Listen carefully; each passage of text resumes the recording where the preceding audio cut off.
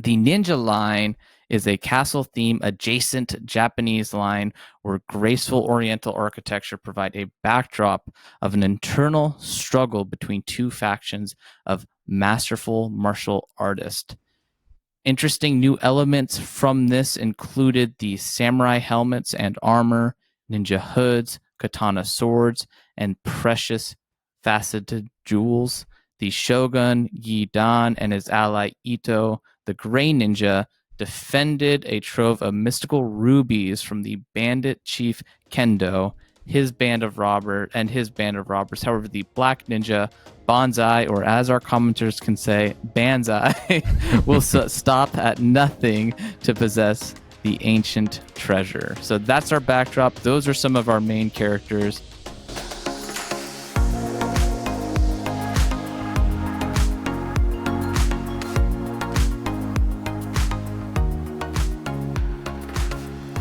Hello, bricks, chicks, and minifigures. You are listening to AFOLs Welcome, where we talk about all things Lego from the perspective of two adult collectors. We're your co-host. I'm Grinch. And I'm West. And today we have our 50th episode, 50 of AFOLs Welcome, and we will be reviewing and breaking down the classic Lego themes, Lego Ninjas, from the late 1998 to 2000 period. But before we get into that, West, how was your week? Did you build anything exciting? Nothing exciting for me, Grinch, this week. It's been kind of all quiet here on the Western Front. No, it's been a quiet Lego week. I think I just picked up the Spanish Garden, so I'm very excited about that. I think my wife was going to get that for me from Costco. They had a really great deal on that. So I'm excited to build that eventually, but I think that's probably the last build before I move, and the rest will all just go to collection, although I'm very excited to talk through some of our news from this week, specifically things dropping here in the next few weeks. So, Grinch, how about you? What was your week like? Well, I built the Shire. Oh, that's exciting. Focused on kind of getting my Lego room cleaned up and get the final touches on that. But the Shire was good. I have to say the trees have been a kind of point of contention with the set. The everybody's main one, talked the price to death. The side builds. Well, the trees, both. There's kind of two trees there, right? There's the one on the top, and then there's the side build one for the birthday celebration. I have to say, the one on the top has really grown on me. I really like it. I think it fits the scene. Oh, maybe no, but I will take the credit. It fits the scene very, very nicely. I mean, the curvature of it, when you take that thing and you start to kind of make it a little bit more asymmetrical, it just feels pretty natural and like it really is kind of growing out of the set itself. And the one that everybody hates, which is the celebration tree, that one, it's actually better in person than I thought it would be. And I think it's closer to being a good build than people give it credit for. There's some real head scratchers of decisions, like they made it very square. The trunk of it is incredibly square, and it has like just plates going up the sides of it, which give it really ugly studs, which just, it's square and then studded, so it just doesn't work. But that technique of using kind of those flower stems as like pine cone or evergreen leaves, like I think works actually. Yeah, it works better in person than I thought, than it looks on the box. Like it looks very, very skeleton-y and very thinned out on the box. But I think when you kind of see the bulk and the colors not in a perfect studio, it works a little bit better for me. So that's all I'll say there. Yeah.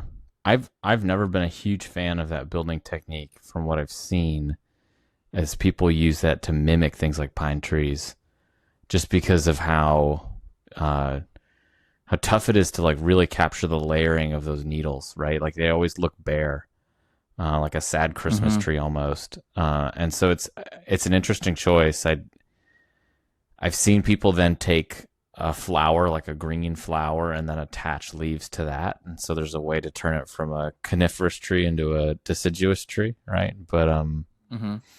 I think there's I don't know, it just that one doesn't really speak to me. The one thing that I always thought too that was kind of interesting is when I picture Bag End, and I had to pull up a picture online for it. I just don't picture the tree on top of it being distinctly part of the actual structure. And I am looking at a picture online of the site, and while there is a tree definitely growing on top of the hill, the it's not as close as it's depicted in the Lego set in either the original version of it or this new version of it.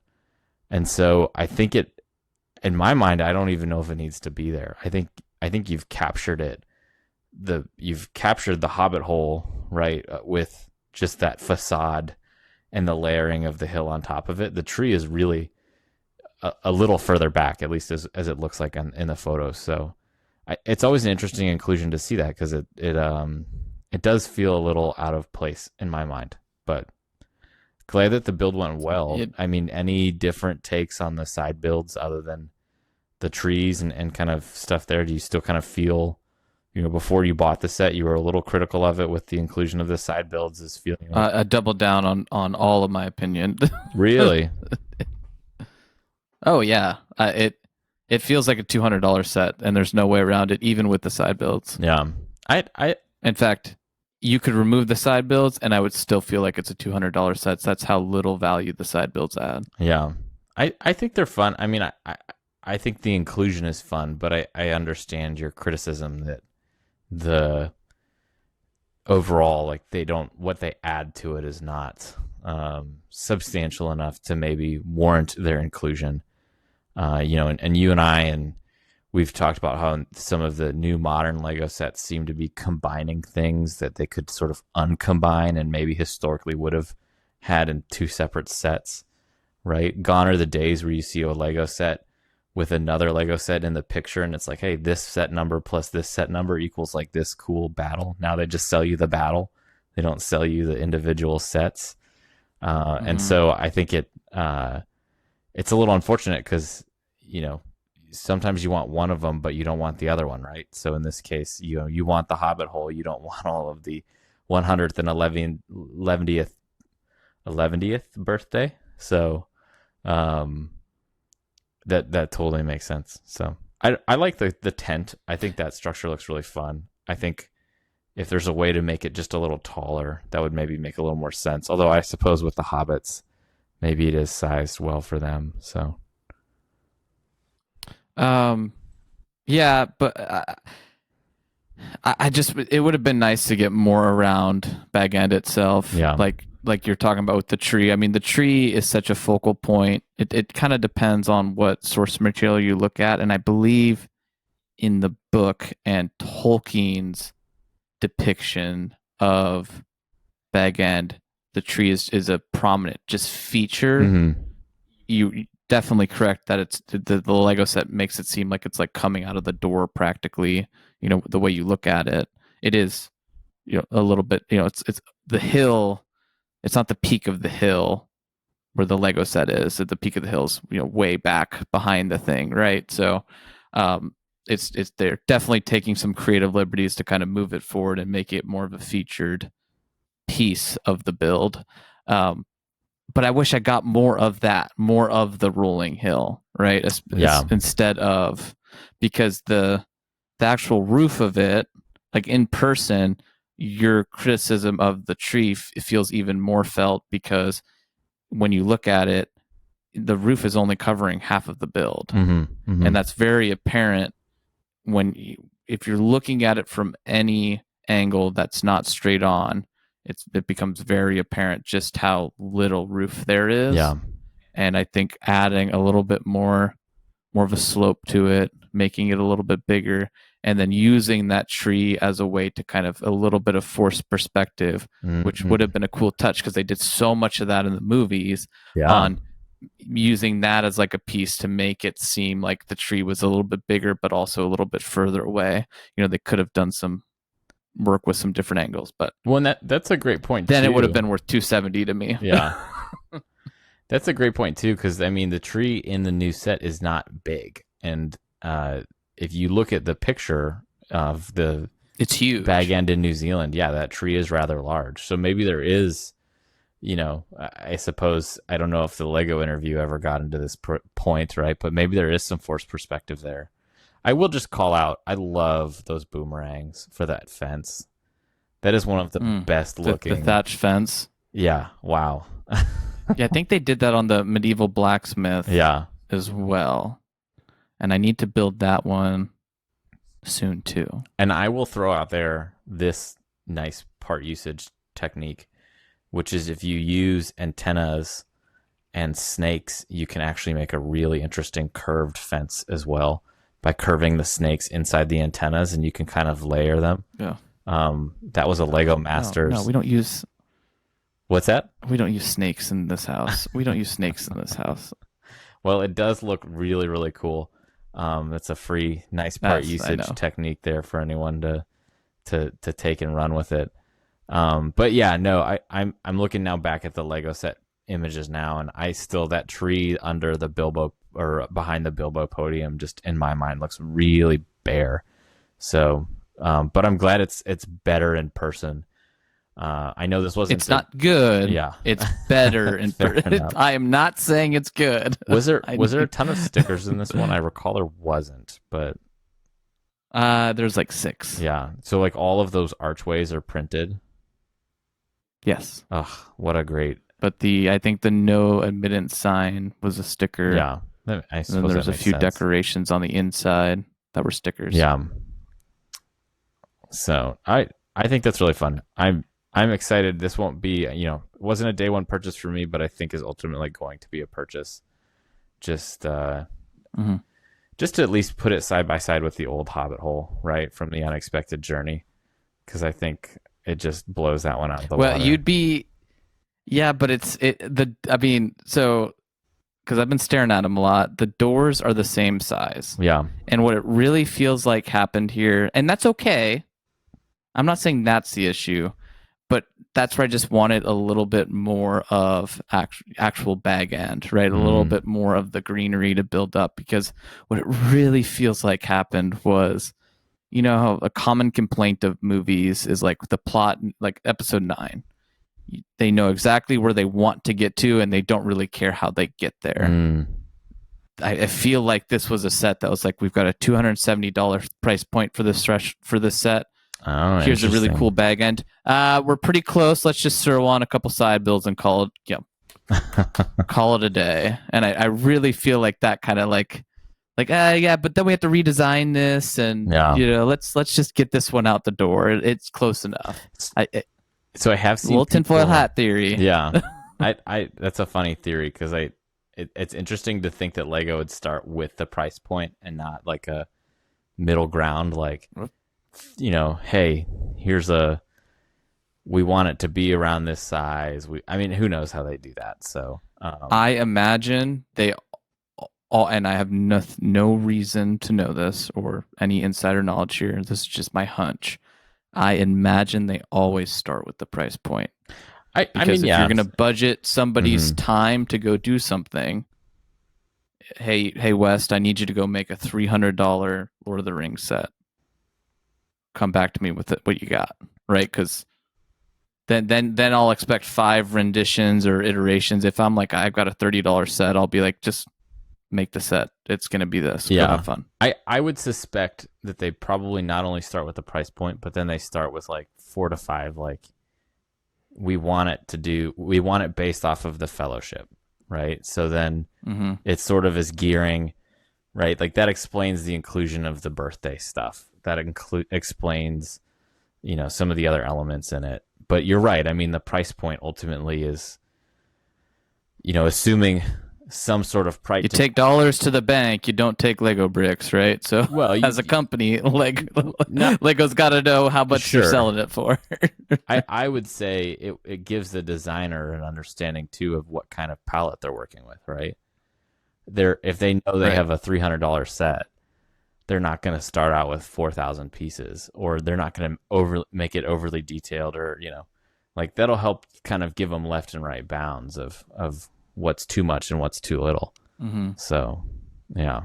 But I'm curious because I'd wonder if then at that point they get like a little more flexible with stuff as they go a little further. Like they're like, I got this really great model, but it's kind of clocking in around 2,000 pieces.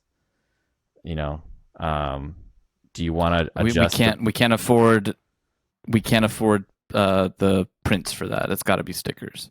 Well, potentially, yeah, absolutely. Right?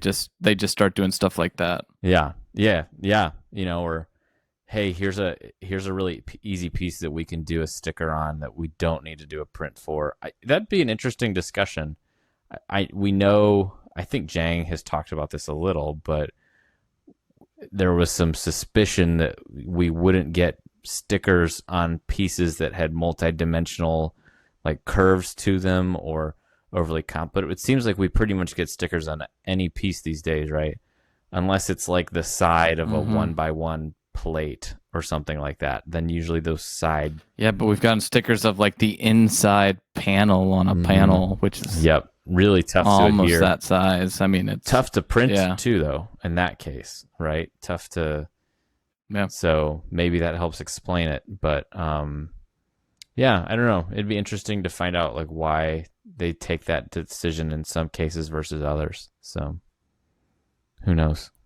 Well, I think it will be interesting to hear about all of this exciting Lego news. So why don't we head over there? Wes, do you want to give us the rundown?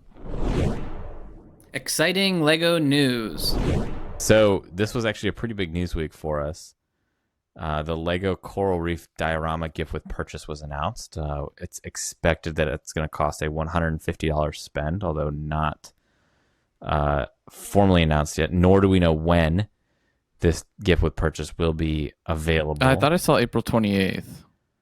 This, at least on the day that I pulled this information, I don't believe we had a day, but if there is a day in mind, that makes sense too. So could be soon. Expect it to be soon, but expect and I believe that spend limit was based off of the last one, that rainforest diorama, was around $150. So, or the stream or creek or jungle or whatever they called it. I have it. That's how memorable it is. Yeah. Yes, it was $150. Anyways, we have some make and take events coming up. So for first on this channel, we're covering these kind of with a little bit more specificity, but we have an F1 steering wheel make and take challenge coming up at the Lego stores on April 24th. A Mother's Day flowers make and take. I said challenge. That's really the kind of a build event, right? On at your local Lego store on Sunday, April 27th for Mother's Day. And then a baby Grogu make and take build event on May the 4th. It's Grogu in a little pram. Again, at your local Lego store for May the 4th and that day only. So if you are into those events, there's 3 of them coming up in very quick succession, and we recommend you take advantage of that. There's a Lego F1 Race Cars collectible display podium that you can now purchase via Pick-a-Brick, and I think we're going to talk about that in a little bit more detail. We got all of the Lego Star Wars May the 4th sets revealed. So that's very exciting, and some additional sets kind of in that Star Wars time frame. And then last but not least, there is a 10,000 VIP points sweepstake that is going on until May the 1st. There's really not much more to talk on that, so I'll just add there's 10 of you can get up to 10 entrances per customer, per VIP customer. So if you are a Lego VIP member, click on go to the VIP website, sign up for it. You can put in essentially 10 tickets into that sweepstakes. Best of luck. Is it free? It is free. Or do you have to use VIP points? Nope, free. And I think 10,000 VIP points is like $100, right? It's not too much? I believe so. This isn't like the 100,000 one that they do every year, or like a really nice one, or the million for Black Friday. But it's a nice little chunk. So yeah. Anyways, Grinch, what stood out to you this week? I've been seeing this coral reef get a lot of flack because it's kind of boring.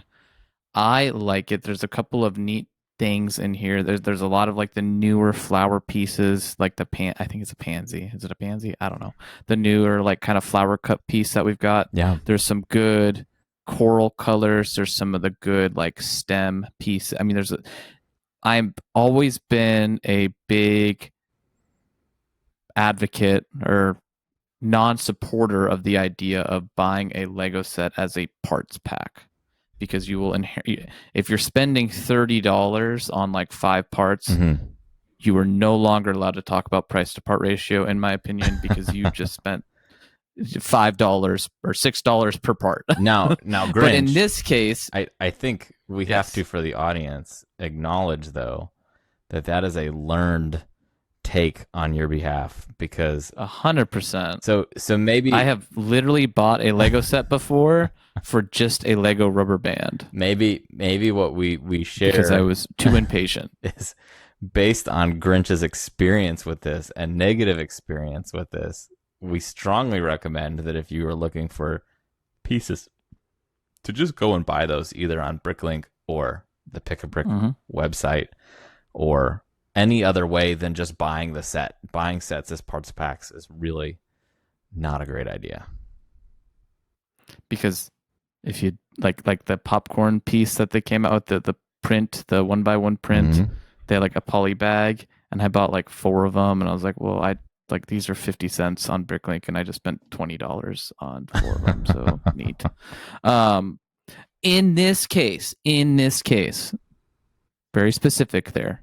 In this case, great example of a gift with purchase that is a good part pack, because if you're planning on buying Lego already, you're not actually spending money on this, right? Like, and again, I guess I should disclose, I have my wish list running, so I don't go out and buy everything I want. I have it so I can take advantage of gift with purchases like this. And in that case, it's you're getting it for free. So yeah, there's some cool recolors here. There's some of the antler pieces in green, the collectible minifigure antlers, and then like this dark tan pumpkin. I would say let's double down on that too, of just clarifying that you were already intending to spend $150. So for you, I am not spending $150 to get this. Because when we just lectured everybody about how buying sets for parts packs was a bad idea, and then we're like, but this is a really great one to do. It is great if you were already intending to buy $150 in Legos. Lego. But I have my monthly Lego budget, and I'm waiting to use that now. Nice. I could have used it yesterday. I could have used it today. Yeah. Now I'm just waiting. Yeah. And taking advantage of getting this. There you go, Grinch. There you go. With the intent of it being a part pack. Well, I am not going to even build it and display it. I think that is fair, and a very nuanced take on. There's a fine line. Yeah. Do you want to talk about that podium a little bit? Because I think this is a really interesting talk away kind of situation going on here, right? So this was something.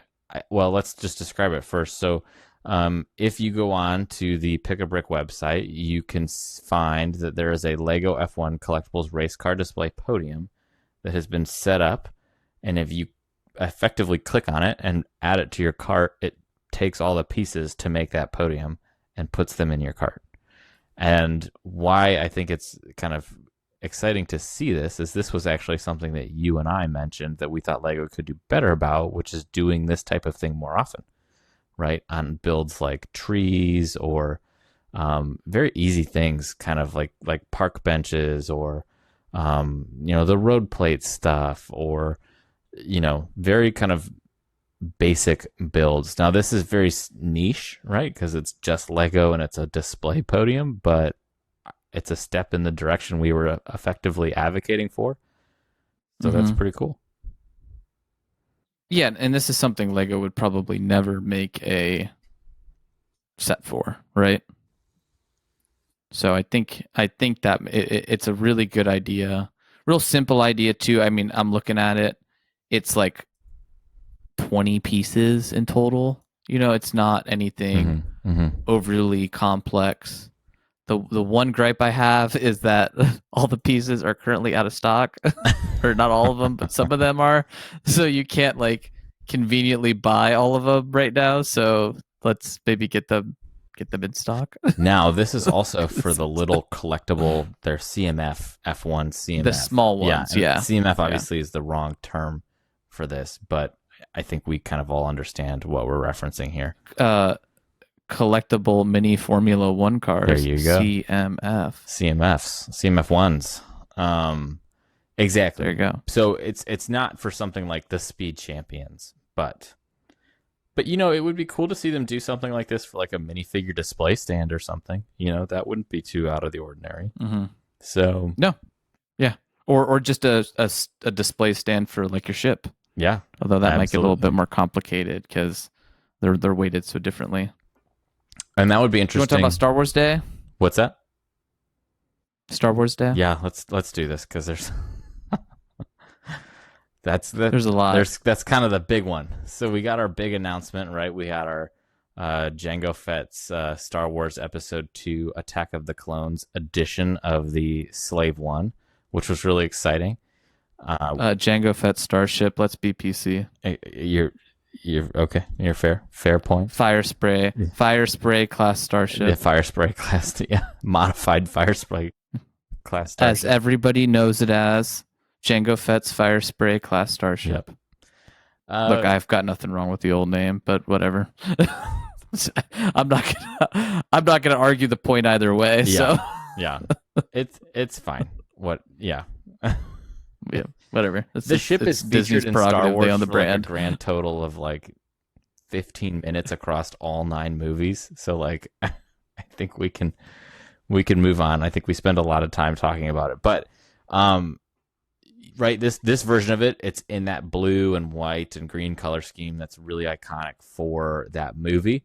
Includes some really cool play features like the seismic charge, and is by and large I think a just all around better version than the original UCS Slave One, which was itself. Are you gonna get it, Mr. UCS Slave One owner?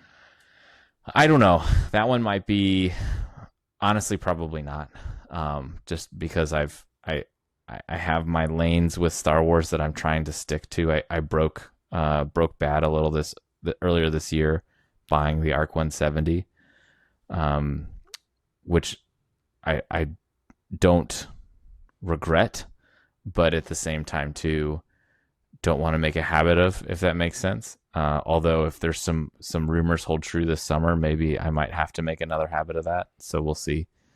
But specifically, what I really like about this lineup, well, this ship is just the sculpting of the ship itself is done extraordinarily well.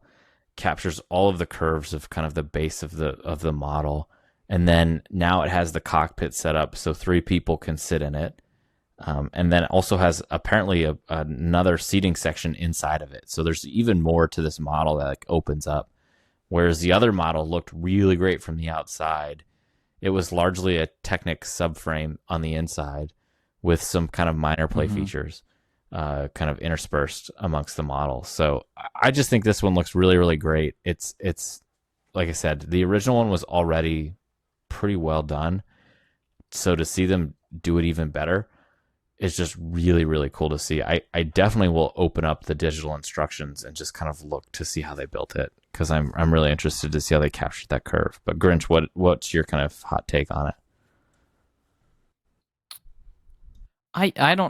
To be honest, I don't have much of a take. I think it looks good. I'm really curious. I guess there's been some early reviews out there. I just haven't watched them yet on the size comparison to the Slave One. the original one, because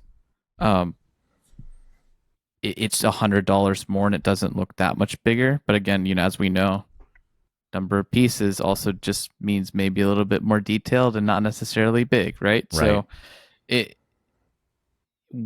will it be remembered as endearingly as the original? Because I know that was always such a known as one of the best UCS sets.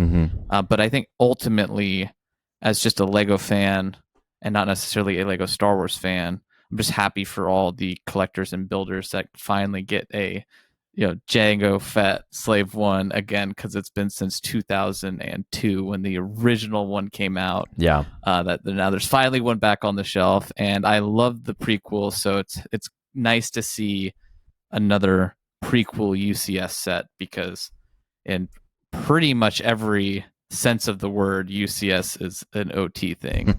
There's been a handful of prequel sets and no sequel sets, so I'm glad they're doing that.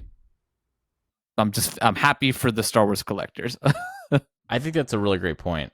I will kind of end my take on this version of it with kind of this, which is I really like this set, but it is one of those interesting moments in Star Wars where something that is sort of, again, I mentioned, like, there isn't, while Slave One and Jango Fett and Boba Fett sort of feature heavily in that second movie, right? Like, the payoff is really minimal. You're introduced to this character who's really cool, this Jango Fett character. You're told he's like this really fearsome bounty hunter. You see him for like a total of 5 to 10 minutes. He's hard for Obi-Wan to find and track. And then he just like gets his head chopped off by Mace Windu. And like, kind of a moment that I feel like Star Wars has had to work to undo since then, because now with like the Mandalorian TV show and everything else going on, like, they're supposed to be hard for Jedi to fight, but the fact that he just gets like wasted so quickly, just it almost like on one hand, Disney would have brought him back. Lightsabers don't hurt people anymore. Disney would have brought him back the next episode. They would have like sewed his head on and been like, I'm back. That's a joke, everybody. Don't mauled. But so you're not wrong, right? I think my preference would have been he doesn't die in that situation. You go back and rewrite the story and you find another way for Boba Fett to be angry. But like, that doesn't even need to happen, because like, he, at the time of the creation of that, or he dies during the Clone Wars, right? Like, he could have died during the creation of that show, right? Like, Boba Fett's story was already written in the original trilogy, and we had no information about him. For all you knew in the original trilogy, unless you read the comics, which I don't think really explored that at all either, Jango Fett could still be alive, or could have, like you said, just died of like, being a bounty hunter in like a high risk profession. So it just like, it didn't advance the narrative plot in like a meaningful way. And I don't know, but I will say, and I know we're getting way off topic here, but it would have been a really interesting theme to explore in that show of like Django's interpretation or Django's thoughts on the clone army, right? Because he was the original, and it would have been kind of interesting to see like his take change over time, and maybe he starts to sabotage some of the Camoans, right? Because he's was purchased by the Separatist or bought by the Separatists, right, to merc for them. Now you're supporting this clone army that's now your enemy, but maybe he feels sympathy for it. There could have been some really interesting character dynamics you could have explored there on like, well, I can't kill the clones because that's Boba. That is my son, right? Because they made Boba a clone. Not only that, right, didn't have the accelerated growth. It's like he's killing himself. So exactly. Like, I mean, it would have been you could have a very interesting dynamic to explore. I think that would have been really fun. Is you could have taken a whole arc of, and not the Clone Wars, because I think the Clone Wars is hot trash, but that's a whole nother discussion for a whole nother episode. You could have had a whole storyline in that Clone Wars time period of Jango Fett really struggling with that, and then coming to resent both the Jedi Council and what his own contribution to it, right? And probably ultimately doing everything he can, like you said, to either sabotage or save as many of them as possible. Or you see him just completely like, stone wall and stone faces kind of way through this whole thing, and just be like, it's about the money. And like, but then you could see Boba growing up and being like, dude, what is going on? Like, they're actually my brothers. You are committing self-genocide. Right. Like, those are my brothers, because like I'm no different than them, and you are literally killing them, but like you're not killing me. Like, how there could be like, some really interesting. Do you hate me, Dad? Right. Or like, what would happen if? Oh man. Okay.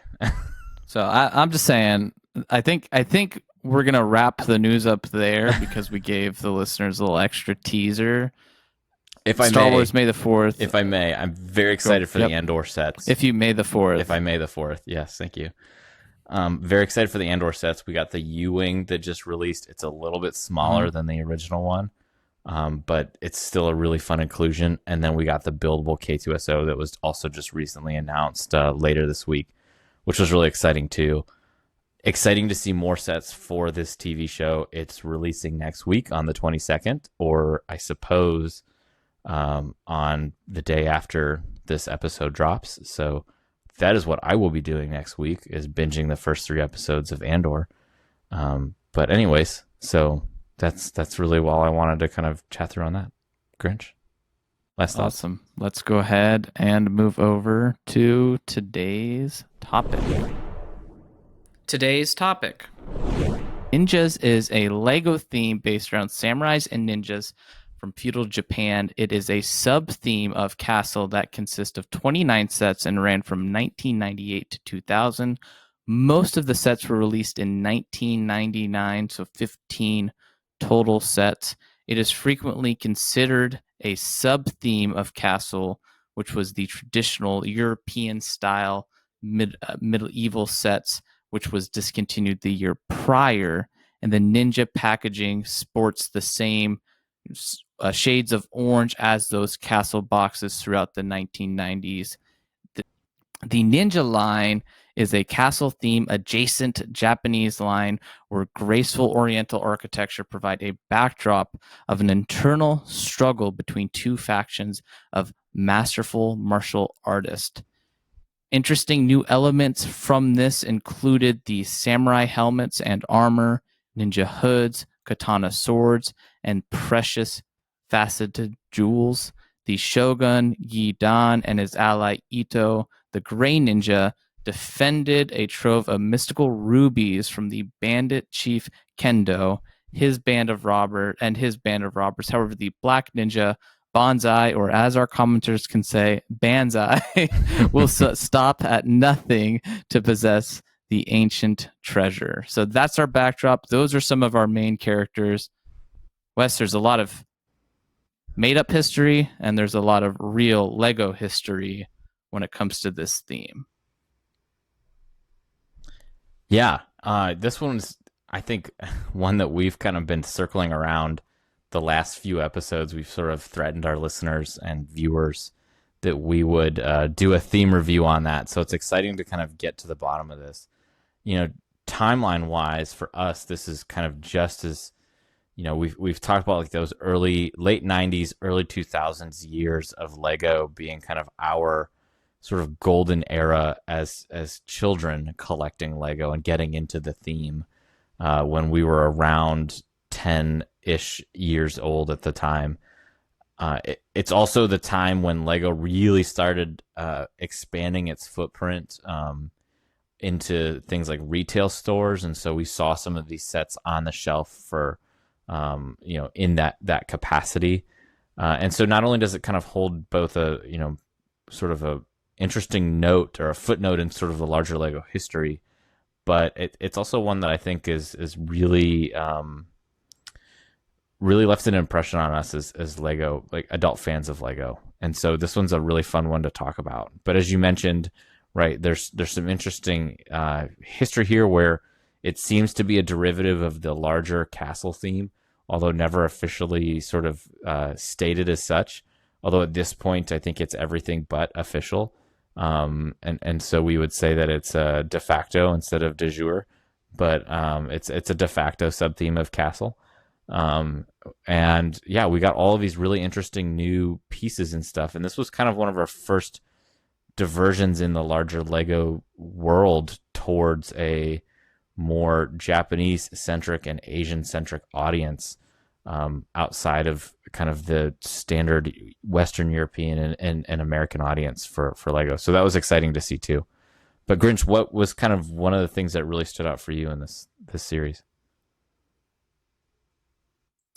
It was the first attempt, and there was a little bit of a narrative story, right? Just because it's kind of this made up, conflict, and it was it was one of the first attempts at something outside of European, right? Because it wasn't till later we got Johnny Thunder, the Egyptian one, right? We got the Johnny Thunder Oriental Express line, but those were all Johnny Thunder based, more adventure based. This was really, sticking kind of sub castle, really kind of going into exploring a different part of history, right? And I definitely think that was cool, and something we don't see a lot of anymore. Obviously, they had Western as well, right? That which was not European Middle Ages, but it was for the longest time, right? It was like either space or castle, and this was kind of a fresh, new, different take,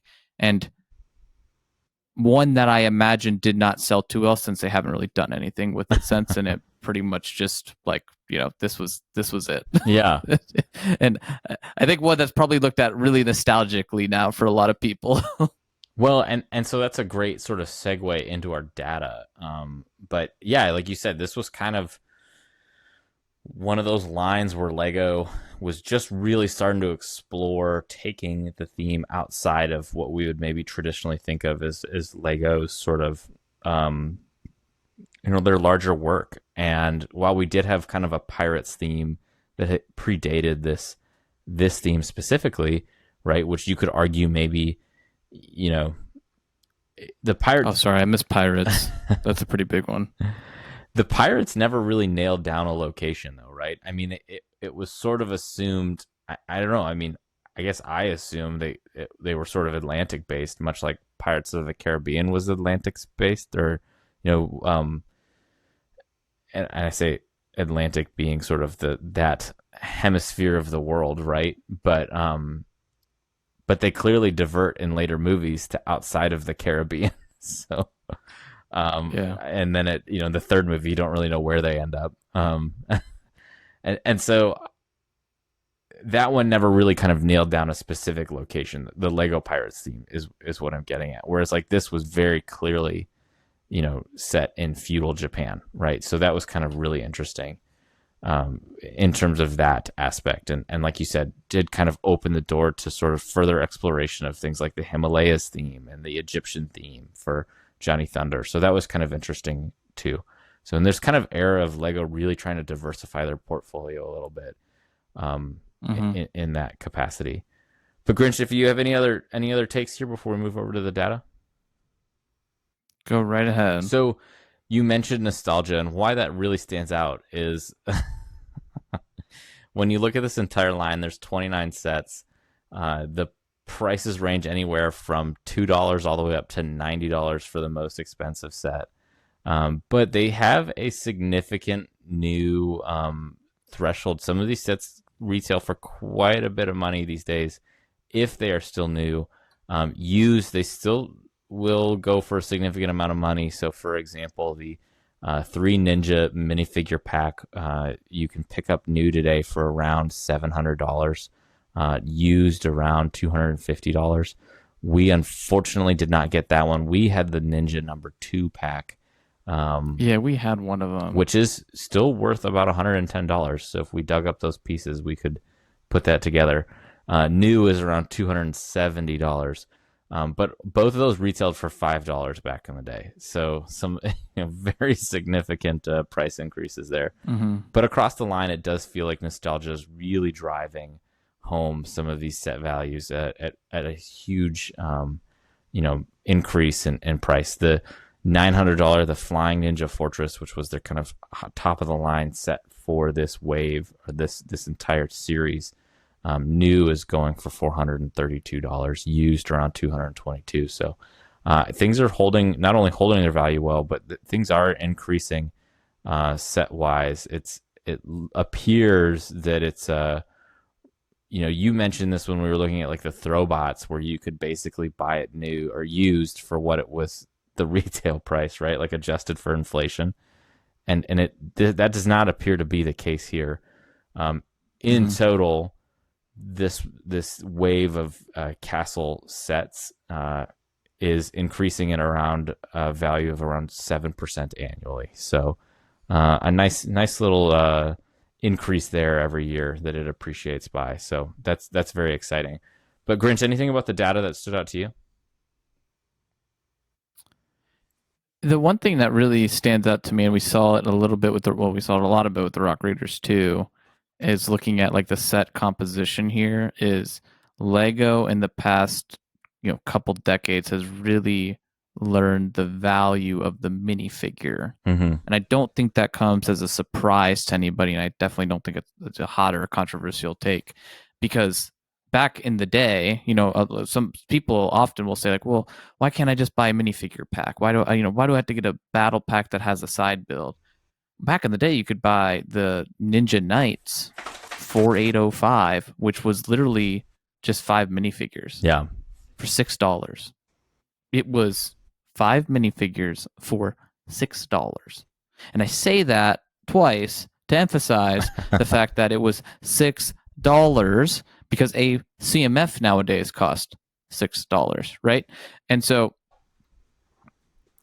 it's just amazing. Like, you could just go and buy essentially the minifigures, right? And then you had other subsets though that were like $3, like the Samurai Swordsman, which was like the horse, the banner, and the samurai, and then the samurai cart and the ninja bat glider and the water spider. I mean, these were really small, tiny builds for $2 that also came with a minifigure. And you just don't see that, like these really tiny, just kind of like, complementary stocking stuffer type of sets. I mean, they're almost you just don't see that polybacks, right? Like in terms of their size and composition. And we've seen it a lot with sets from this time period, right? We saw it with Western, we saw it with Rock Raiders, and you see it here again, and it just reminds me how much Lego has really leaned into the minifigure of being a real, purchase draw for a lot of people. Yeah, absolutely. And this is what, to be honest, bringing our conversation back to the what we were building this week segment, right? When we were talking about the Shire and all of these side builds, like if this were back in the day, right? I mean, like literally Gandalf and his cart and horse was a side build, right? Like that was its own set. And now it's included in this Gandalf arrives. Right. And you could have seen a Bilbo's 111th birthday as a set, right? Where you got the tree, the cake, the tent, the fireworks, and dragon. That could have been its own thing, right? But now Lego's kind of bundling a lot of these things up. I suppose it's not a bad thing, right? Because if they were to unbundle some of these things, we'd have, we talked about this last episode of how many sets Lego's building, and we said that around, the figures around 700 sets annually. But the number of sets would skyrocket if Lego were to kind of separate them, like they did in the past. So that's not necessarily bad, but what is bad is you can't buy the horse, Gandalf and the horse and cart anymore as its own standalone set, like you mentioned, right? It can't be its own little stocking stuffer. You have to go and buy the Shire in order to get the Gandalf and the horse and cart. You need a really big stocking. Right. So it's interesting to see, to revisit these older themes and see how this plays out in a way that's just not done today. So one of the things that I kind of looked at when I saw this data was something kind of stood out to me that was really odd. there are a couple inclusions, and in our notes, Grinch, you'll see this where I put numbers besides these sets where they're literally the exact same set with a different set number. Oh, is that what those numbers meant? There you go. Different set number, different name, literally the exact same set. So the first example of this is the Master and Heavy Gun is the exact same set as the Ninja Blaster, the exact same set as Cart. It's sets number 3016, 1184, and 1099. They literally have the exact same piece number, piece count, exact same minifigure count. The only difference was the Master and Heavy Gun was released in 98 as a promo, and then we see Cart and Ninja Blaster both released in 1999. Same exact price point other than the fact that one was a promotional. You then see that again repeated. The Lego Shogun Go was a promotional in 1999 or 1998 again, and is repeated in the Cart, also called Cart, with no other explanation there, in 1999.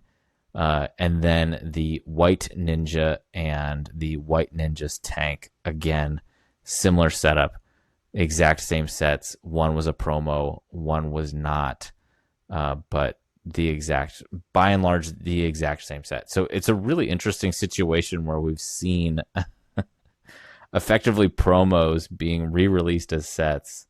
I just haven't really seen that before, but that just really stood out to me. So the number of sets in this series is actually kind of not what it appears to be, because so many of these were what I suppose was originally a promotional wave. I don't know. Yes, for Kabaya. Kabaya was a Japanese candy company. There we go.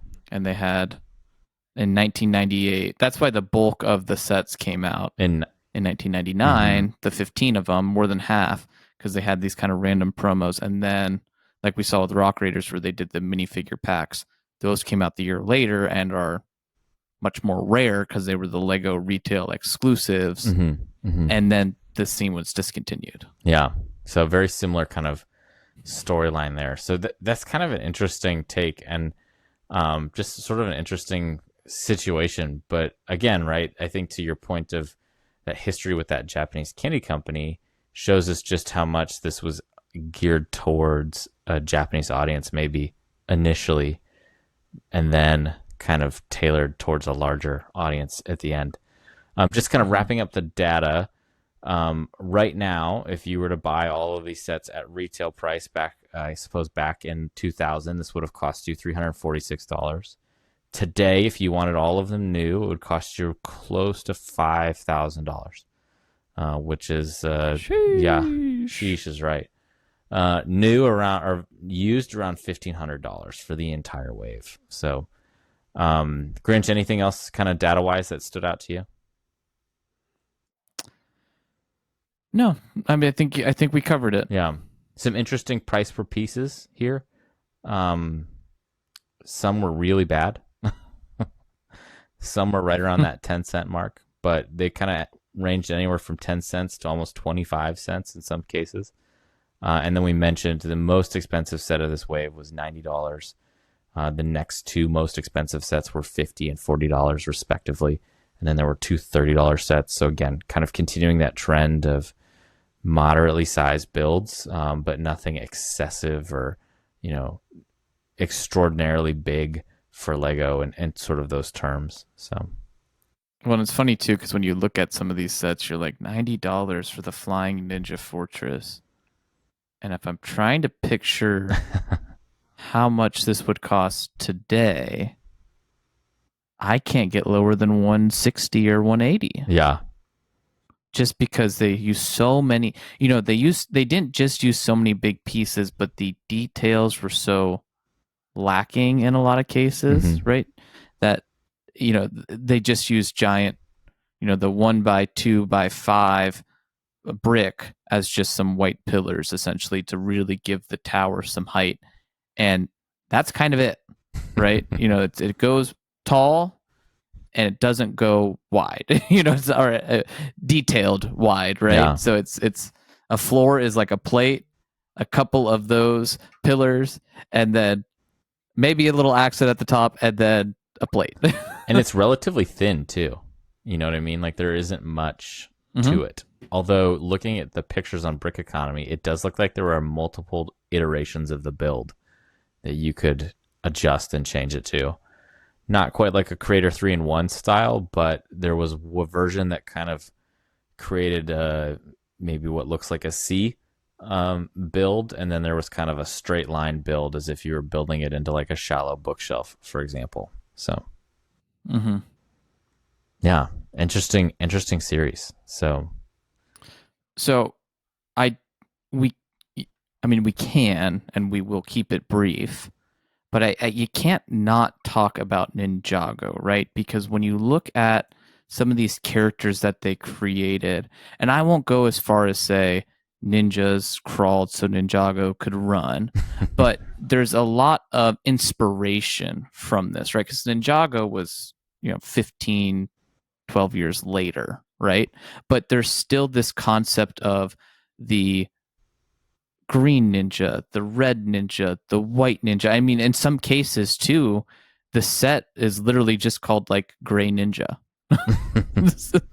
So the idea of using the different colors to represent, different distinct flavors of characters was kind of introduced here when it came to having a character that was derived from something like something thematically like a ninja, right, or a samurai, of just saying like, oh well, you're the green ninja. Now in Ninjago you're an elemental ninja, so you harness the power of the earth or the water or whatever. mm-hmm. This is not that, but still using colors as different caricatures really started here, right? Because if we look at something adjacent and maybe similar to this in Western, right, the Native Americans had a red print and a blue print, but they were still kind of all the same people. These were very distinct characters and named, Mm-hmm. right? Mm-hmm. So we're still seeing some of that,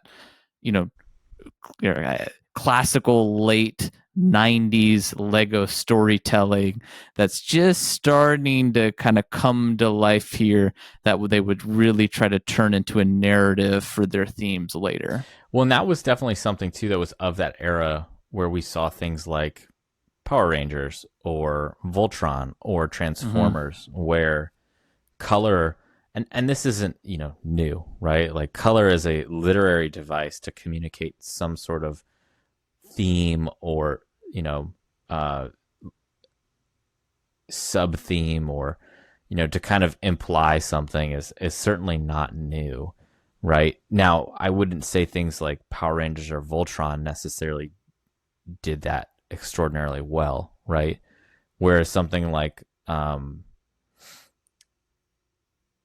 Transformers, you see sort of primary colors used for the good guys, the Autobots, right? And you see a lot of like black and gray and dark blue for like the Decepticons, right? Here, and much like much like Power Rangers, right? Like, okay, so like the pink Power Ranger's a girl, got it. Like, there's not a lot of depth. Wow. To that one. But here it doesn't appear that like the colors necessarily. Ooh, that one's icky.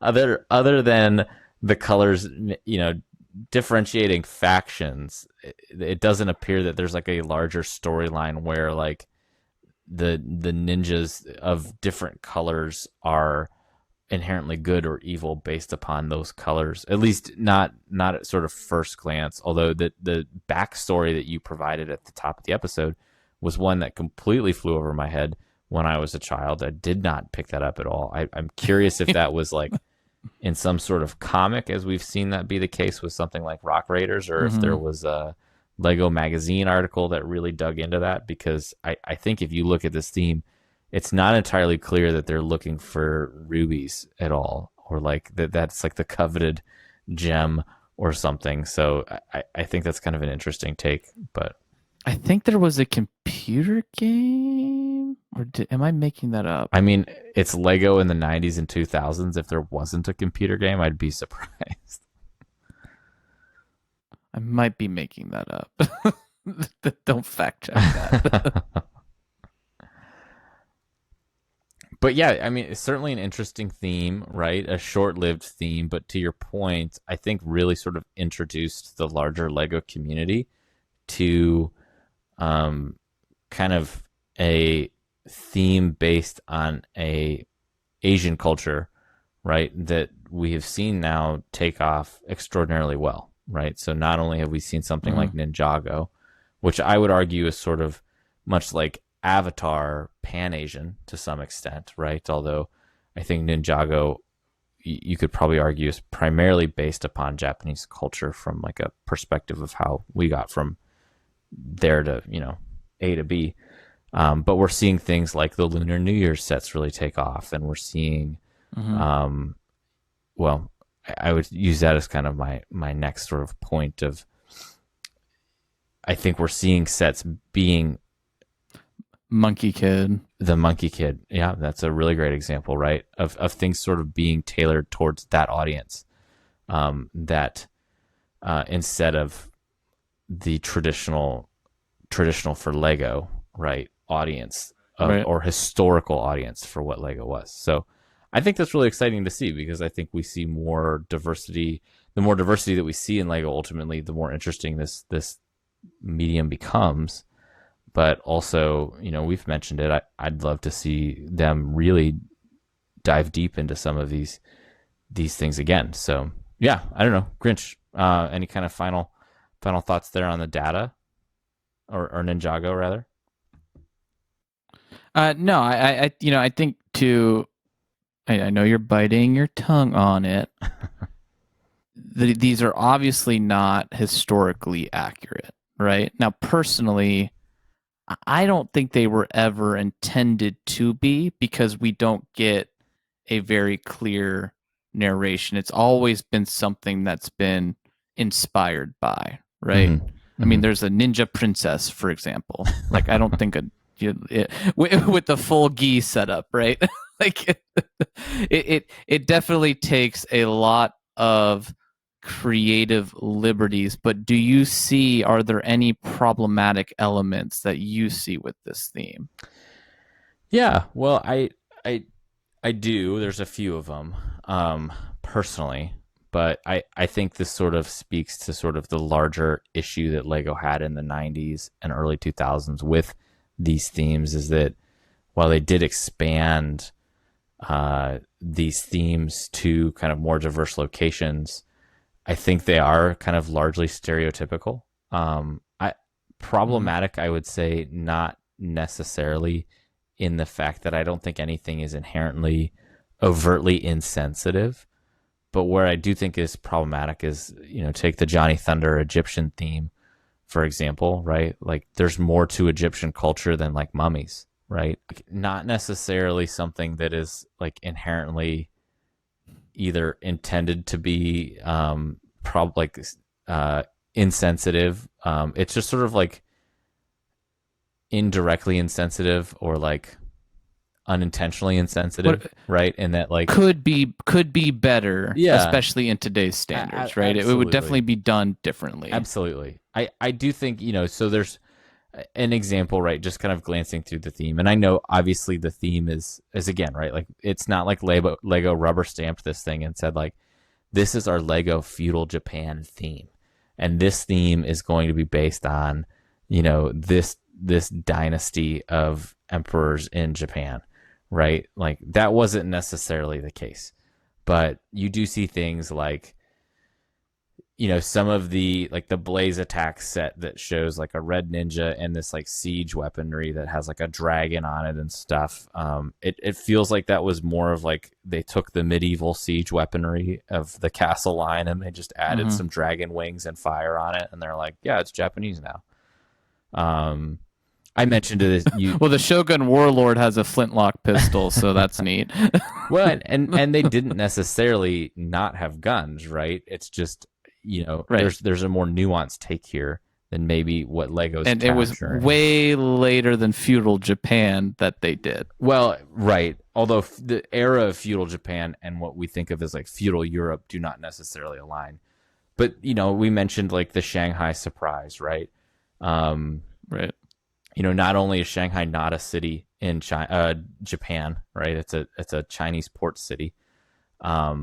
There's also an interesting connotation with the term Shanghai, and we didn't talk about this at the top of or before recording, but it's sort of popular mythology. If you are being Shanghaied or you are Shanghaiing somebody, it means you're basically taking them against their will and putting them on board a boat and making them basically it's forced labor, right? But this occurred actually, like legitimately occurred all over the Western world. Not a great situation, but you'd go out one night with your buddies, you'd start buying drinks, somebody's buying a drink for you, you've had too much, you wake up the next morning and you're on a boat, and they're like, dude, we're on the boat, like you can't get off the boat. But thanks for hope you enjoyed those drinks that I bought you last night, and now you owe me, and you owe me by working on this boat. And like that legitimately happened, not only in the United States, but like that happened in most of the major Western European powers. That was a common practice for just bringing people onto boats when needed.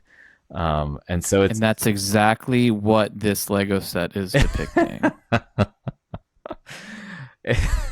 It's not necessarily depicting the Shanghaiing of somebody. If you love the story, share it with your kids and let them play Shanghaiing somebody. Shanghai surprise. The best part about Lego is you can bring other minifigures into the story. So you could Shanghai. Have you ever dreamed of Shanghaiing Chris Pratt from Jurassic World with some Velociraptors? You can do it in Lego. You could. That would be a really Lego. If your marketing department is hiring, do not hire us. That would be a really funny thing to sort of flip in a modern depiction of these sets. Kind of with like a little bit of a critique would be showing somebody being Shanghaied in the Shanghai surprise set. And like, I'm not sure this is what Lego intended, right?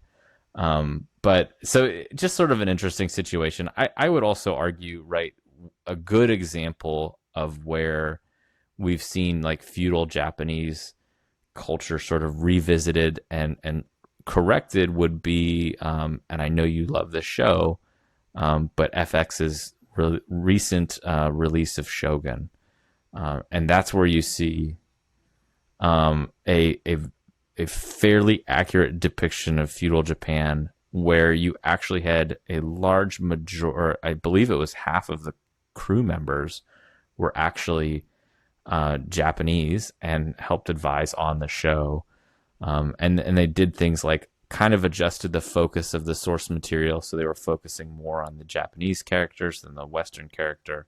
And so I thought that was really interesting, right? But if we were to take that as an example, right, we would see things, samurai weren't necessarily clad in armor and stuff that we sort of see depicted, right? That would be like your knight, right? It's sort of like the medieval like stereotype is that knights all had armor and stuff, right? But like the people actually fighting, the peasants, didn't have armor, and they weren't armor clad. It was like the dude who rode up on his horse when the battle was done, and he's like, "We won." And so you would see things like that. For example, things like the gliders, some of the tank, just there's certain elements of this where it's, we'd have these gliders. yeah, it turns out. It is. Sometimes we get so caught up of like looking at Lego so, such through a fine magnifying glass, right? Through a monocle, right? A classy monocle. But at the end of the day, it is a toy and was designed to be a toy. Absolutely. Right. And there are some exceptions to this rule. For example, Lego did a National Geographic partnership, right? They've done, their architecture series where they are looking at a historical building, right? They just did, oh god, what was that castle called? The Himeji Castle, right? Where it is supposed to be based off of something realistic. In this case, though, it is more of a we're thematically we're taking this idea of ninjas and samurais and we're gonna build something from it, right? And at the end of the day, it certainly is a toy, and even today, Lego takes some creative liberties with historical toys, right? I mean, the 90th anniversary castle has a wizard in it. Well, okay, wizards aren't real. So if we want to talk about, why are there female knights in this? Because back in the Middle Ages, there weren't female knights. Well, there also weren't wizards. Well, and they certainly weren't leading the battle from the keep, or they might have had a potion type master, but there was not a guy with a wand out there and a pointy hat, so Grinch, I am offended for Joan of Arc. Okay, well, she was a witch. Oh, that's right. Sorry. And falsely accused as a witch. But my point is you're allowed to kind of take some artistic, creative liberties, especially when we're trying to make a toy, for example, of like, well, we need them to have some sort of action thing. Let's have a glider where this guy is flying down on a glider because kids are going to want to play with that, and that's cool. Yeah, and I think, this is where maybe our opinions on this differ a little bit. I think this line specifically maybe goes a little too far in that direction, right? Where like, I think it's one thing to, and again, right, like I don't have any insight on the creation of this from Lego's perspective. I wasn't at those board meetings when they were pitching this idea and getting kind of final approval from, one of the Lego board members to kind of go ahead with this, or whoever was sort of the head of design and creative content at the time. But I do think there's a little bit of like it feels like an outsider's perspective on this, where some of the way that they've kind of interpreted it is maybe, I think, could have been done better. But I think that opens up a really interesting opportunity to explore like what this could be in reality. But what I do want to kind of talk to your point is that, yeah, to some extent these days we are so hyper focused on realism in Lego, right? Capturing details to that minute capacity, right? So whether it's a miniature of a larger building in architecture, or a depiction of a historical event, a monument, or something to that effect, right? Or if it's based off of an IP and Lego's trying to capture that IP as realistically as possible. I think we do have this lens at the moment where we are seeing everything in Lego through this intent of being as realistic as possible. Whereas back in the 90s and early 2000s, Lego didn't necessarily have that focus.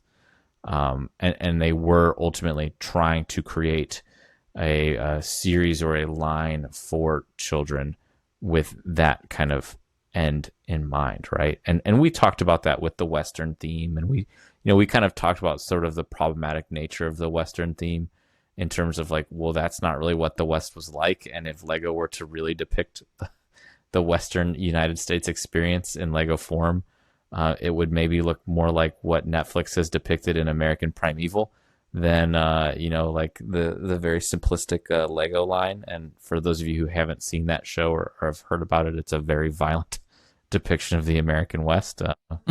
Not very enjoyable. There's a lot of barbers. So anyways, I think there's a little bit it leaves a little bit to be desired, but ultimately I think still one that when we were young captured our imaginations and brought us into the Lego store and kind of, again, sort of, I think ultimately made us interested. I mean, I remember being very interested in these sets just because it was new and different and unique. And looking back at them now, there's like a lot of really interesting things that are captured in these sets that I think we could connect to things that we see today, to include even things that are built into like the Zen Garden, for example. I don't think there's maybe connective tissue between the two series and themes, but I think there's, you can see like, oh, that was a sculpture was included in the Zen Garden, which they've included in the Samurai Stronghold, for example. And so you can see some sort of culturally significant touch points that they're trying to hit on here. Yeah, and I've said it before on the show, but I have to say it here, right? Because we're talking about ninjas. Like, I would love to see them revisit this, especially with some of the pieces we've gotten more recently. With I think it was the Himeji Castle came out with that a roof awning piece, right?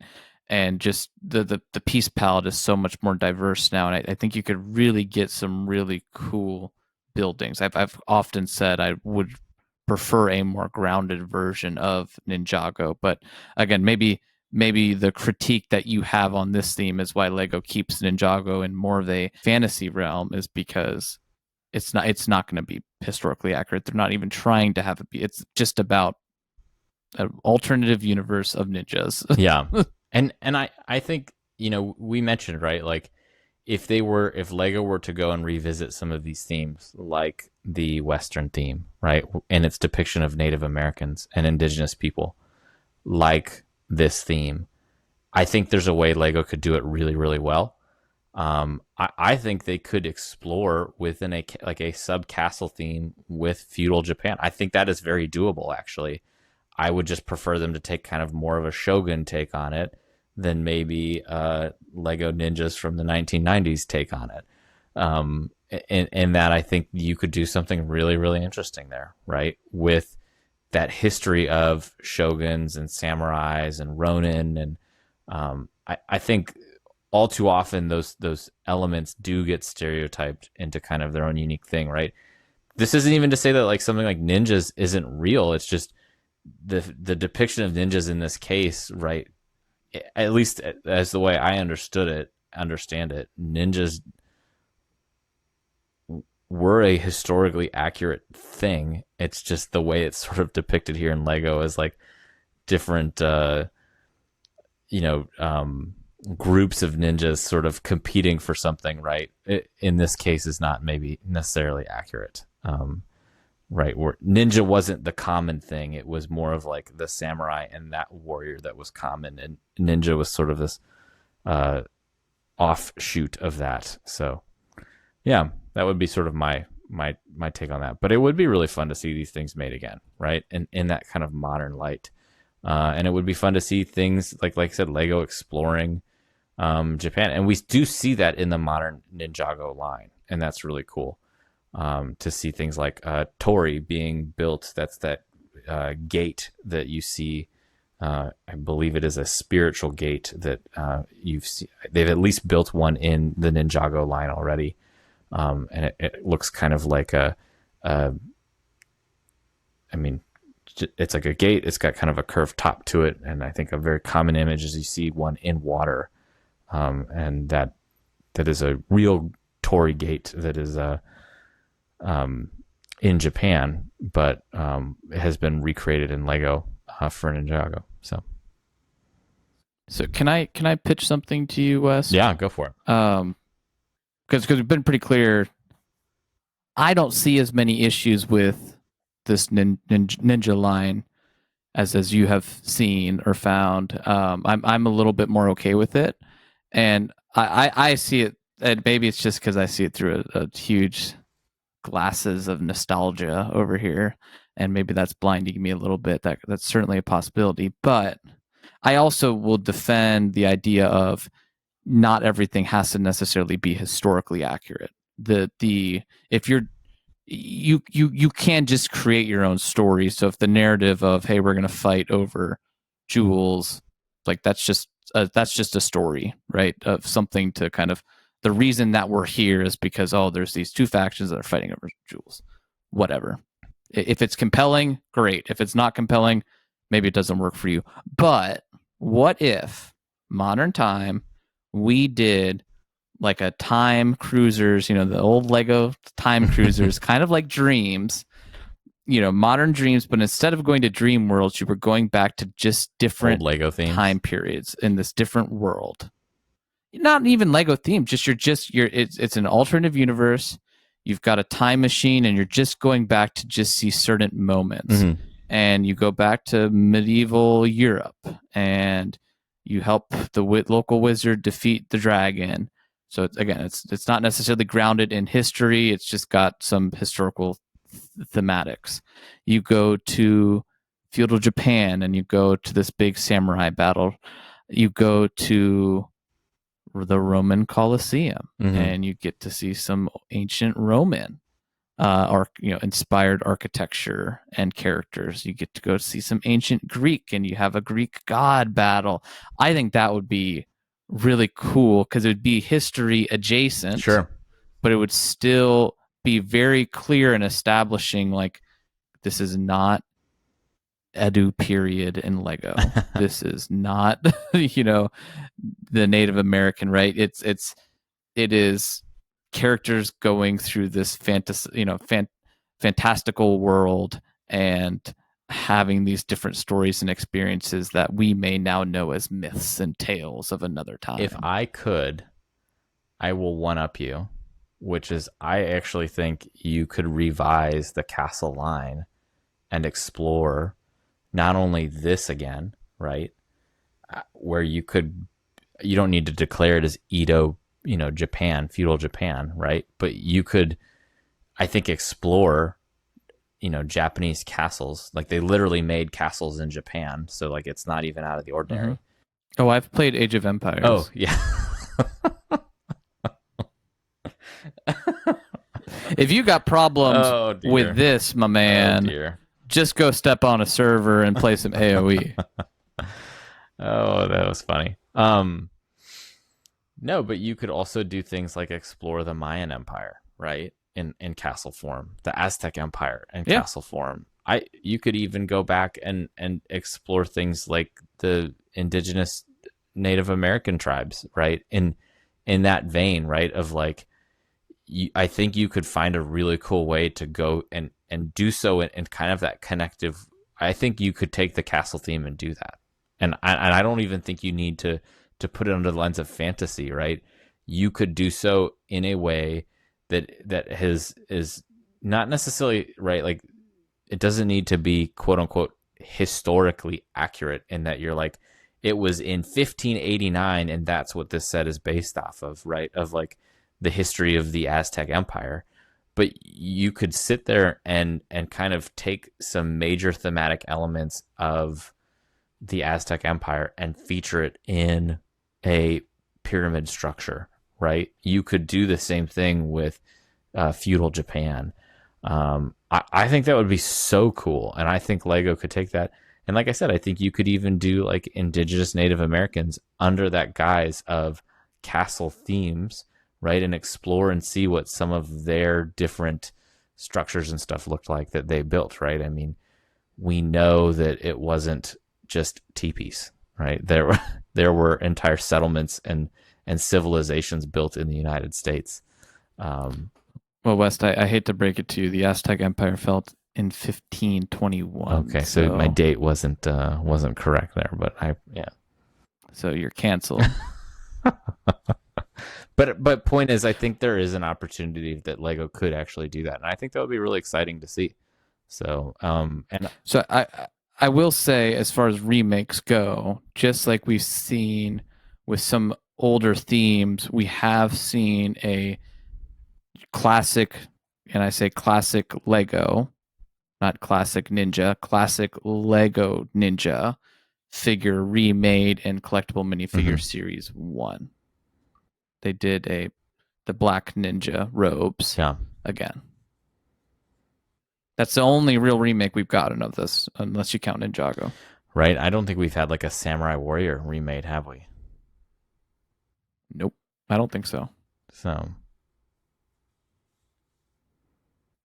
was there anything else you wanted to touch on the Ninja theme, or should we head over to some brick mail? No, I think this is a fun theme. I think it's largely very nostalgic. I think you could remake some of this stuff in a very meaningful way. There's so much here to capture in terms of culture and in terms of like building styles. And I think we're starting to see that as Lego is shifting its attention away from a Western focused audience into sort of to include a large portion of its effort focused on like an Eastern centric audience. But I would say that this would be a really fun one, I think, for Lego to revisit and do so. I just think there's a lot here for them to do, right? We got 29 sets. A few of them were repeated. We got 18 unique sets. Right. I don't think we need like brick for brick remakes, right? We don't need our Eldorado Fortress of some of these versions, although some would be fun to see kind of redone in sort of a modern take. I think the Stone Tower Bridge would be kind of fun to see again in sort of a modern take. But yeah, I think there is something fun here that could be done for Lego to explore, and I think there could be something really compelling here. So we have gotten 2 samurais in CMFs. okay, there we go. That's it. Set the record straight. Yeah. Set the record straight. All right. How about we move over to some brick mail? Let's do it. Brick mail. West. How about you take the first one? Okay. So our first brick mail is from Duncan Bros. And these are actually 2 comments that Duncan left on our Spotify account on 2 separate episodes. But I have them both here because they're kind of short. And so Duncan writes, I recently cleaned out my Lego room and wanted to get some new shelves. Do you guys have any recommendations? I collect lots of UCS sets, so I am looking for shelves big enough to display them. Thanks, guys. Love the pod. It gets me through the rough times. Grinch, boy, do we have some recommendations. Yeah. He just. Sorry. I hope you're not having any rough times right now, but I'm glad we helped you get through them. He then writes, just discovered this pod and was wondering your opinion on the sail barge because I wanted to get it, but don't know if it's worth the price. And in your opinion on Lego Star Wars themes as a whole, love the content. So Grinch, let's open up with the shelves. What's your kind of take here? Well, good sir, or I assume sir because it's Duncan Bros. I've got a couple of videos on the channel of my setup. They will do a better job walking you through all of this than my voice right now. But there's a ton of IKEA seems to be the community favorite. And then even within IKEA, there's a ton of options. The Billy is probably the most notorious. I use the Billy and the Besta. I use more Bestas because they're deeper than the Billy. Probably better for UCS sets, too. Especially nowadays. Yeah, especially nowadays. The only thing with the Besta, though, is they're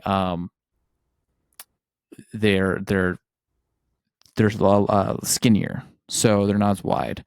So you may have to turn it on its side, which you certainly can do, and then not put shelves in it, which I've done. I've got all of this is in those videos.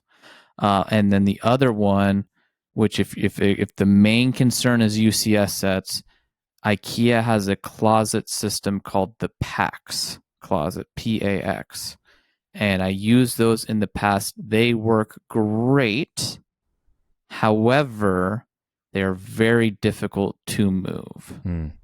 So if you're like me and are going to move like every other year, maybe do Billy. The Billy are real wood. The Besta is manufactured wood, and the PAX is the the manufactured board. And it's just they're big, they're heavy. The benefit of the PAX is they're 39 inches, so very long, or very wide, and they go as I believe they're 22 inches deep, which is very deep. Because it's a closet system. It's not a bookshelf. So those would be a starting point. And then from that point, you just kind of use that as inspiration and go from there. But do check. It's like a vlog type video of the shelves and in my process and setting them up. And I'm actually getting ready to do a big collection reveal video. So yeah. And then you asked us our opinion on the sail barge. I think for us and for Duncan, for you, Grinch and I, when we were reviewing idea sets a few idea sessions ago, we had a brick or skip kind of moniker on this one. And I think both of the sail barge is a skip for both of us. But I do think despite its poor price per part ratio, I actually think it looks fantastic. So I think there's some really cool elements to the sail barge, and if that's your jam, dude, I would say get it because And if episode 6 is like your Star Wars movie, like you're not going to get a better version of this sail barge for a long, this is gonna be long time. Especially if it doesn't sell. Oh my gosh, yeah, this thing goes on sale. Like, geez. But it does really capture those lines of that barge, I think, extraordinarily well. So, and the inside of it looks really great. So I think it's a fun one, personally. So, I'm not buying it because, as we've talked about in our collection, curating our collection videos, it's not within my Star Wars curation, which is Rogue One and Andor, which are like must buys for me, and then everything else outside is kind of not. But yeah, and sorry, Grinch, go ahead. No, I was just gonna say I was glad you said that because I did actually respond to Duncan. So I didn't say anything way off base. I think the price to part, because on paper, if you look at price to part, it's not that bad. So I think the price is a little overblown. It's not great. I'm not defending it, but it's not as bad as you would be led to believe just by looking at reactions. I would also say we're a podcast. If you're going to spend $500 on a Lego set, it needs to be something that you want it to be, not that we think you should buy. Our intent is never to encourage you to buy a set and only empower you to make that decision for yourself. We endorse, right? No, that's not our goal. The Lego hobby as a whole. We don't endorse sets. And there is plenty of different, well, I guess we kind of endorse that, but you're spending your own money. Yeah. You need to make that decision. We will never sit here and say, absolutely you should, because, if your Lego budget is way different than somebody else's or way bigger, then great. Maybe don't put that much thought into it. If it's not, and this is like the one set a year, then definitely think about it, and that should be a decision you make at the end of the day. Absolutely. But I think it's a good set. I do not buy it, though. I don't collect Star Wars, except for the midi scale ships. Yeah.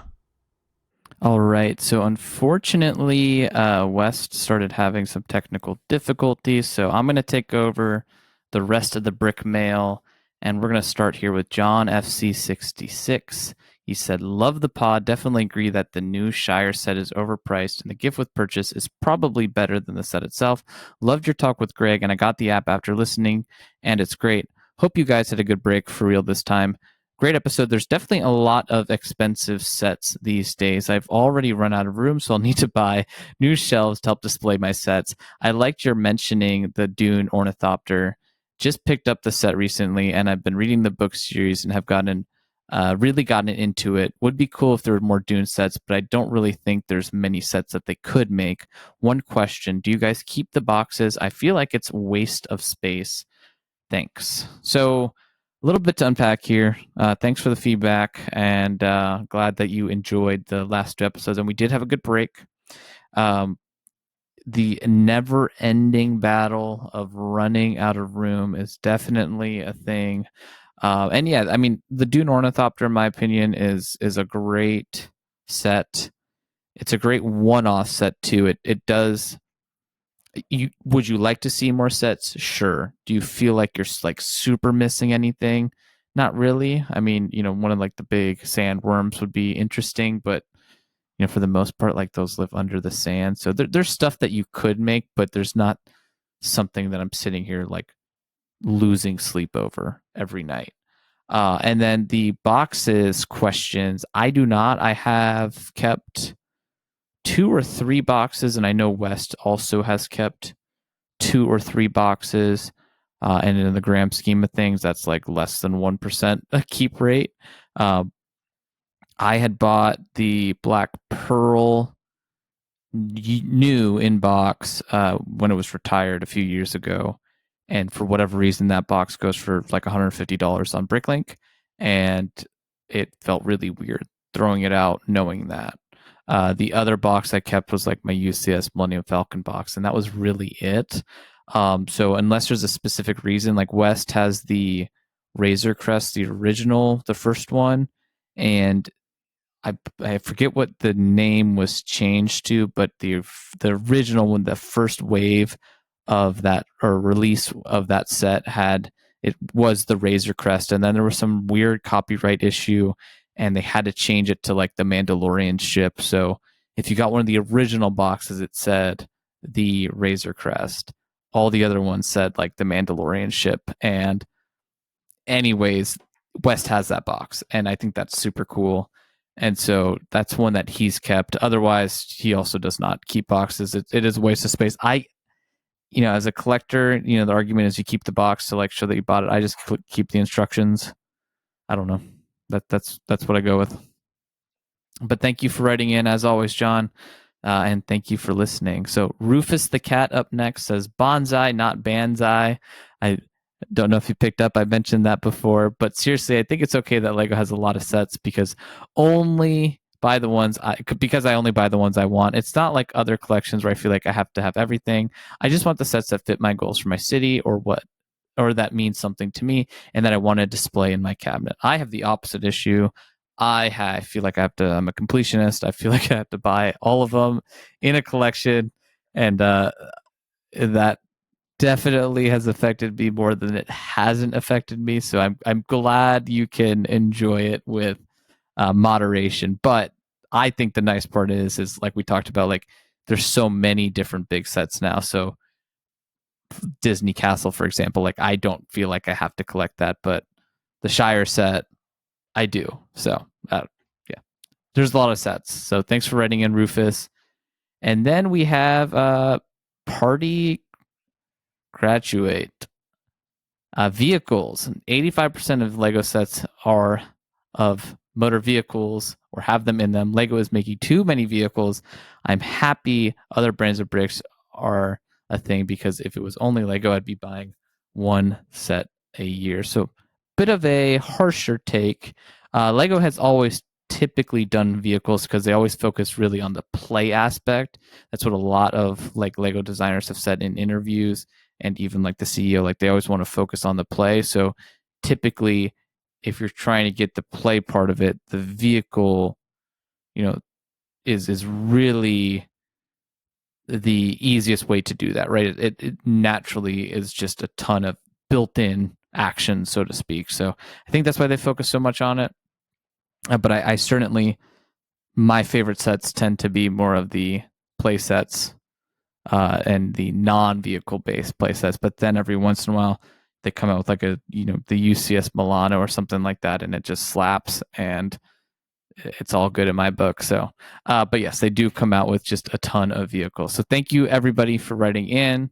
And that is a wrap of another episode of AFOLs Welcome. If you've enjoyed this podcast, please subscribe and leave us a review on Spotify, Apple Podcasts, YouTube, or wherever you are listening to the show. If you would like to write the podcast, please email us at afolswelcome@gmail.com or follow us on Instagram at AFOLs Welcome. Thank you for listening, and we will catch you on the next one.